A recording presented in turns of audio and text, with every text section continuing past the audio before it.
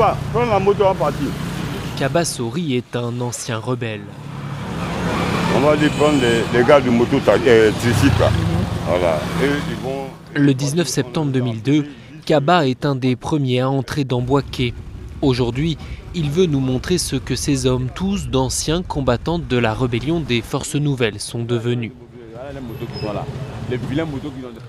Ce sont eux qui ont chassé du pouvoir Laurent Gbagbo au prix d'une décennie de crise. Pendant 10 ans, ils vont tenir tête au pouvoir central jusqu'à la prise de pouvoir d'Alassane Ouattara. C'est un impératif pour chacun de parler du premier à ce matin. Ces anciens combattants, démobilisés, sont désormais pour la plupart chauffeurs de mototricycles. Il n'y a même pas autre activité encore. Et puis miséralement, très miséralement. Depuis 6 h du matin, voilà ça. 6 Bon, h du matin. Je n'ai pas encore gagné ça. Le premier qui a 500 francs, 6 h du matin, je sois 6 h du matin, je suis en l'air là. Ça déjà, quelle est 11 h combien? Donne-moi l'air. Je ne sais pas, il faut parler la vérité. Depuis 6 h du matin, j'ai gagné comme ça. Vous avez gagné 500 francs. 6 h de 11 h, 500 francs. Tu vas vivre comment? Tu payes une maison 10 000 francs. Moi, j'ai mes 3 enfants. Il ne va pas à l'école. Une seule femme. Je ne gagne pas pour nourrir bien. Ça coûte de ça.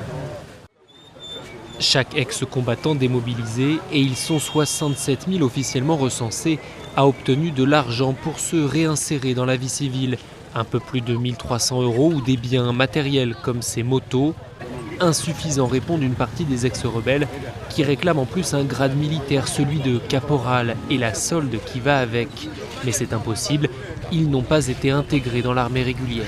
Ce grade, ils continuent pourtant de l'exiger à quelques jours des élections, même si pour eux le choix est déjà fait, ce sera Alassane Ouattara.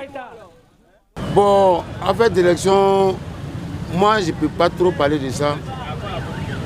Parce que je ne peux pas prendre arme pour quelqu'un et puis encore prendre arme contre lui.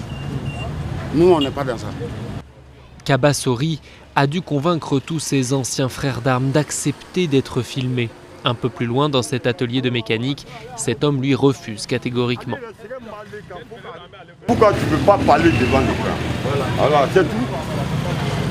Même ça, vous pouvez me dire. Voilà, tu peux dire ce que tu as dit là. Non, non, non. Hein? Les gens ont peur. Non, non, ils ont peur. Ils ont peur. Mais ils ont peur. Bon, vous voyez, c'est comme ça. Hein?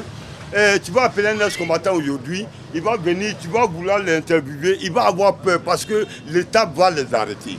On ne peut pas continuer. Ce n'est pas possible. Nous réclamons nos droits, notre statut de caporal. Et c'est un impératif pour l'État de donner.